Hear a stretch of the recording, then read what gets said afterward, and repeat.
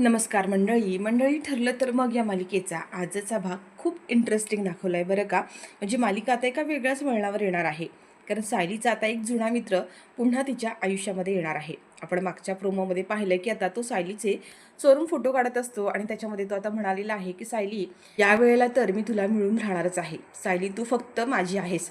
आता सायलीच्या या भूतकाळामध्ये नक्की काय घडून गेलं होतं, सायलीचा या मुलाशी काय संबंध आहे, नक्की तो कोण आहे, हे आता सगळं काही आपण आजच्या भागामध्ये पाहणार आहोत. पण मंडळी, त्याचबरोबर आता सचिन जेव्हा इकडे केस हरलेला आहे, म्हणजे अस्मिता आता ही केस जिंकली आहे आणि त्या गोष्टीचा सचिनला एवढा राग आला आहे की म्हणजे मी ही गोष्ट हरूच कशी शकतो.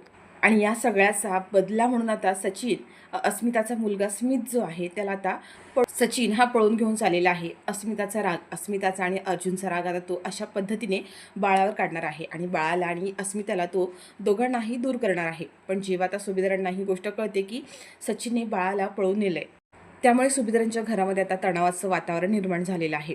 आता या सगळ्यामध्ये अर्जुन सायली अस्मिताच्या बाळाला कशा पद्धतीने सचिनच्या तावडीतून पुन्हा एकदा सोडून आणतात आणि त्यानंतर आता जो मुलगा मालिकेमध्ये ज्याची नवीन एंट्री होणार आहे त्याचा आणि सायलीचा जुना काय संबंध आहे, सायलीच्या भूतकाळात असं कोणतं रहस्य उलगडलंय की ज्याच्यामुळे हा मुलगा आता सायलीला मिळवण्याचा प्रयत्न करणार आहे, हे सगळं काही आपण आजच्या भागामध्ये पाहणार आहोत. तर मंडळी, त्याआधी जर तुम्ही आपल्या चॅनलवर नवीन असाल आणि चॅनल अजूनही सबस्क्राईब केलं नसेल तर चॅनल आत्ता सबस्क्राईब करून घ्या, म्हणजेच मालिकांचे असेच येणारे नवनवीन व्हिडिओज, नवीन अपडेट सगळ्यात आधी तुम्हाला आपल्या चॅनलवर पाहायला मिळणार आहेत. आणि सोबत व्हिडिओला लाईक करायला विसरू नका. मंडळी, इकडे आता सायली जेव्हा त्या शॉपमध्ये आलेली असते, तिला जो रेडिओ विकत घ्यायचा असतो, कारण तिला काही झालं तरी तन्वीचा आवाज ऐकायचा आहे. आणि तेव्हा ते त्या शॉपमध्ये येते, तेव्हाच तिथे एक गाडी येते, 4 व्हीलर येते आणि त्याच्यामध्ये तो एक मुलगा असतो जो आता सायलीचे फोटो काढत असतो आणि म्हणतो की सायली, तू माझी नाही झालीस, पण ह्या वेळेला मात्र तुला मी माझ्यापासून दूर जाऊ देणार नाही आहे. काही झालं तरी सायली, तुला मी माझी करणारच आहे. सायली आता त्या मोबाईलमधून तो रेडिओ विकत घेते आणि तिथून बाहेर पडते. तेव्हा तो मुलगा आता जो कोणी आहे तो स्वतःची गाडी लगेच पुढे घेऊन साईडला उभी करतो. सायली तिथून बाहेर येते आणि रेडिओ घेऊन जेव्हा दुकानातून बाहेर पडते तेव्हा तो सायलीकडे पाहतच असतो. सायली आता तो रेडिओ ऑन करते, म्हणजे ज्याच्यामध्ये तन्वीचा आवाज रेकॉर्ड केलेला आहे ते आता ते शुभम करोती चालू करते आणि सायलीला ते सगळं ऐकून खूप छान वाटत असतं. तिच्या चेहऱ्यावर एक वेगळाच आनंद निर्माण झाला आहे. तिकडे प्रतिमा मात्र तन्वीचा आवाज ऐकून खूप भावूक झालेली असते, कारण इतक्या वर्षानंतर तिने तन्वीचा पुन्हा एकदा लहान तन्वीचा आवाज ऐकलेला आहे. पण सायली आता जशी ही शुभंकर होती ऐकत जाते तशी तिला एक छोटी तन्वी तिथे शुभंकर होती म्हणत असताना दिसते. आणि तीच तन्वी जी तिला सतत दिसते. आणि सायलीने तर हा आवाज ऐकल्यानंतर तिला कळतं की मला जो सतत आवाज माझ्या कानात ऐकू येतो तर हा तोच आवाज आहे. आणि सायलीला आता आठवतं की हा आवाज तर आपला आहे, म्हणजे लहान असताना सायलीचा तोच आवाज होता. आणि सायली आता पुन्हा पुन्हा पुन्हा पुन्हा तिला तिचा तोच चेहरा दिसतो आणि सायलीची आता पूर्ण खात्री पडते की हा चेहरा तर आपलाच आहे. आणि सायलीला आता या गोष्टीचा खूप मोठा म्हणजे धक्का शॉक बसलाय. सायली म्हणते, म्हणजे मीच तन्वी आहे, हा तर आवाज माझा आहे. आणि तेवढ्यात आता सायलीला आठवतं जेव्हा मंदिरात तिला एक बाबा भेटले होते, त्यांनी सांगितलं होतं की तुझ्या प्रश्नांची उत्तरं तुलाच मिळतील आणि तुझी तुला शोधायची आहेत. तेव्हा आता सायलीला कळतं की म्हणजे इतके दिवस मी शोधण्याचा प्रयत्न करते ते हे सत्य आहे.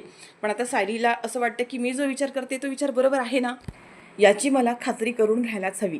आणि म्हणून आता इकडे सायली पुन्हा एकदा प्रतिमाला म्हणते की प्रतिमा, त्या ऐक ना, मला मला ना यांना भेटायचं आहे, मला यांच्याशी महत्त्वाचं बोलायचं आहे, मी एकदा घरी जाऊन येते.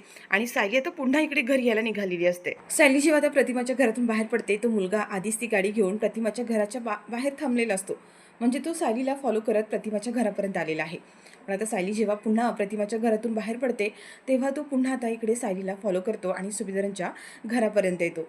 सायली आता तिथून उतरून सुभेदारांच्या घरामध्ये आतमध्ये येणार तेवढ्यातच तो मुलगा सायलीच्या मागून येतो आणि सायलीला आवाज देतो. येताना त्याने स्वतःच्या हातामधून एक फुलाचा बुकेसुद्धा आणलेला आहे आणि ती फुलं आता तो सायलीच्या समोर येऊन सायलीला फुलं देतो आणि म्हणतो, ओळखलंस का? सायली त्याला बघून खरं तर खुश होते, तिच्या चेहऱ्यावर स्माईल येते. सायली म्हणते, अरे असं कसं विसरेन मी तुला? तेवढ्यात तो म्हणतो की काय आहे ना, आपल्या भूतकाळात ज्या काही गोष्टी झाल्या त्याच्यामुळे मला असं वाटलं की तू मला पूर्णपणे विसरून गेली असशील, मी तुझ्या लक्षात आहे की नाही याचाही मला अंदाज लागत नव्हता. सायली म्हणते, अरे असं कसं विसरणार आहे मी तुला? आणि तो स्वतःच्या हातातला जो फुलांचा बुके आहे सायलीला देतो. सायली तो बुकेसुद्धा प्रेमाने घेते. आणि तेवढ्यात आता मागून अर्जुनची एंट्री झाली आहे, म्हणजे अर्जुनसुद्धा आलेला आहे. आणि हाच आता सगळा प्रकार पाहून अर्जुनला खूप मोठा शॉक बसलाय. हा कोण मुलगा आहे आणि सायलीला अशा प्रकारे बुके का देतो इथं तो रस्त्यामध्येच? आता सायली म्हणते की अरे चल ना घरी चल, मी तुला घरी सगळ्यांची ओळख करून देते. पण तो म्हणतो की नाही, मला आता थोडंसं काम आहे, आपण नंतर पुन्हा कधीतरी भेटू ना. आणि त्याच वेळेला इकडे आता अस्मिता तिच्या रूममध्ये आराम करत असते. पण सचिनला मात्र केस हरल्यामुळे त्याला प्रचंड संताप झाला आणि काही झालं तरी त्याला आता अर्जुनला आणि त्या अस्मिताला गुडघ्यांवर आणायचं असतं, गुडघे टेकवायला लावायचं असतं. आणि म्हणून आता सचिन मागच्या दाराने गपचूप अस्मिताच्या रूममध्ये येतो आणि झोपलेलं बाळ असतं त्या बाळाला अस्मिताच्या नकळत तो आता इथून पळून घेऊन गेलेला आहे. अस्मिताला त्याची जाणीवसुद्धा नसते. अस्मिता आता जेव्हा झोपेतून उठते आणि बाजूला बघते तर तिचं बाळ तिच्या शेजारीच नाही आहे. अस्मिताला वाटतं की सायली किंवा मम्मा घेऊन गेली असेल आणि म्हणून अस्मिता लगेचच आता इकडे कल्पनाच्या रूममध्ये येते. अस्मिता म्हणते, मम्मा तू स्मितला घेऊन आली का गं इकडे? आता इथे अस्मिता कल्पनाला असं विचारते तेव्हा कल्पना कल्पना म्हणते की नाही गं, स्मितला तर तू घेऊन झोपली होतीस ना. आता मात्र अस्मिता घाबरली आणि म्हणते, मम्मा अगं मग स्मित गेला कुठे? मी त्याला माझ्याच पुढ्यात घेऊन झोपले होते पण आता तो बेडवरती नाही आहे. अस्मिता खूप पॅनिक झालेली असते आणि इथे आता कल्पनाला सुद्धा काही कळत नाही आहे. कल्पना म्हणते की विमलला एकदा विचारते का, विमल कदाचित बाहेर घेऊन गेली असेल. आता सगळेजण आता इकडे घरामध्ये बाळाला शोधायला सुरुवात करतात. अस्मिताला मात्र बाळ मिळत नाही आहे म्हणून तिला आता चक्कर येते. इथे कल्पना आता इथे अस्मिताला सावरत्याने म्हणते, अस्मिता अगं असं काय करते, बाळ इथंच कुठेतरी असेल, मी थांब पाहते, विमल किंवा अश्विन घेऊन गेलं असेल कदाचित बाहेर, आपण बघूया. आता अस्मिता खूप रडायला सुरुवात करते. सगळ्यांची शोधाशोध सुरू झालेली आहे. अस्मिता, कल्पना सगळेजण बाहेर येतात आणि विमलला आवाज देतात, विमल विमल कुठे आहे? तेवढ्यात आता इथे अश्विनसुद्धा येतो. आता त्यावर अश्विनसोबत सुद्धा ते बाळ नसतं. त्यावर इथे आता लगेचच अस्मिता म्हणते, अश्विन तू बाळाला घेतलं होतंस का? अश्विन म्हणतो, अगं नाही अस्मिताताई, मी आत्ताच येतोय, मी कुठे बाळाला घेईन? आणि आता विमल म्हणते, हो अस्मिताताई, मी सुद्धा बाळाला नाही घेतलं. आता मात्र सगळेजण घाबरलेत आणि म्हणजे बाळ आता कुठेच घरी नसतं. तेवढ्यात आता अस्मिता म्हणते की म्हणजे नक्कीच बाळाला सचिन घेऊन गेला असणार आहे. माझी खात्री आहे की बाळाला सचिननेच नेलं आहे. घरात बाळ नसल्यामुळे आता कल्पनाला सुद्धा काय बोलावं काहीच कळत नाही आहे. अस्मिता म्हणते, सचिन माझ्या बाळाला काही करणार नाही आहे ना, माझा राग तू बाळावर नाही काढणार ना. त्यावर आता इथे कल्पना म्हणत असते की अगं तू असं काही करणार नाही आहे, स्वतःच्याच बाळाला तू का त्रास देईल? सॉरी, इथे अस्मिता म्हणते, मम्मा त्यांनी स्वतःच्या आईवडिलांना वृद्धाश्रमात नेऊन ठेवलं तर तो खरंच आपल्या बाळाचा विचार करेल का? आता या गोष्टीवर कल्पनाला सुद्धा असं वाटतं की तो सचिन आहे, काही करू शकतो. आणि तेवढ्यात आता अर्जुन आणि सायली दोघंसुद्धा घरी येतात. आणि तेव्हा आता कल्पना झालेला सगळा प्रकार इकडे अर्जुन आणि सायली दोघांना सुद्धा सांगते की स्मित घरी नाही आहे, सापडत नाही आहे कुठे, आणि नक्कीच त्याला सचिननेच पळून नेलं असणार आहे. ही गोष्ट ऐकल्यावर आता अर्जुनला सुद्धा मोठाच धक्का बसला आहे. पण इकडे सचिन आता बाळाला घेऊन बाहेर आलेला असतो आणि आता तो अस्मिताला म्हणतो की या सचिनला हरवणं इतकं सोपं नाही आहे. एक केस जिंकली याचा अर्थ तू जिंकलीस असं होत नाही आहे. मी तुम्हा सुभेदारांना कधीच सोडणार नाही आहे आणि सुखाने जगू देणार नाही आहे. आणि अस्मिता, मला माहिती आहे की तुझा जीव ह्या बाळामध्ये आहे आणि मला तुला तर सुखाने बघायचंच नाही आहे आणि म्हणूनच मी बाळाला घेऊन आलेलो आहे. मला पाहायचं आहे की तुम्ही आता काय करता आणि कसे बाळापर्यंत पोहोचता. मी कोणालाही बाळापर्यंत कधी पोहोचूच देणार नाही आहे. असं म्हणत आता सचिन बाळाला तिथून घेऊन निघून जातो.